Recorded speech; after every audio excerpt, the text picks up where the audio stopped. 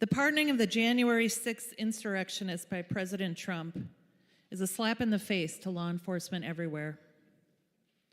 On January 6, 2021, U.S. Capitol police officers and Metropolitan Police Department officers went to work to do their job, the job they had sworn to do, to protect the U.S. Capitol.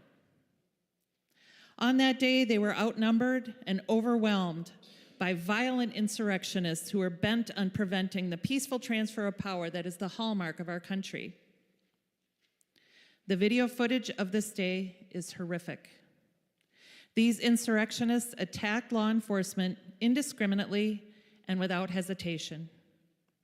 Despite the fact that these violent individuals were convicted of their crimes, many admitting to what they did through guilty pleas.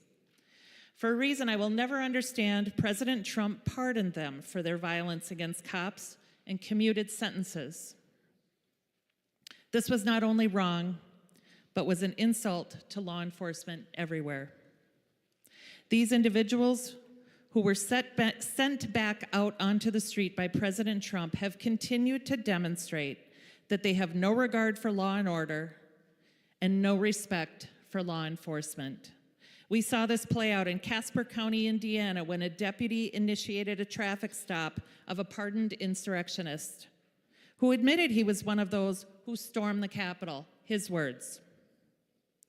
During the stop, and out of nowhere, this convicted insurrectionist grabbed a gun, forcing the deputy to shoot and kill him. Now this Casper County deputy will live with the trauma of having had to use lethal force to defend himself in the context of a simple traffic stop. This should have never have happened and is a direct result of President Trump's actions. For those who truly believe in law and order, this resolution should be an easy yes vote. Moreover, any attempts to dilute this resolution with floor amendments must be rejected.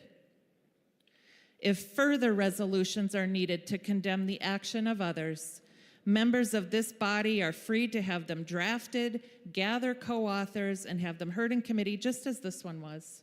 Now is not the time for what about this or what about that. Now is the time to show our commitment to law enforcement by voting yes on this resolution. Finally, I don't just condemn the pardoning of these violent offenders. I condemn President Trump himself for his rejection of law enforcement everywhere. Shame on you, President Trump. I urge my colleagues in the Minnesota Senate to do the same today and vote yes on this resolution.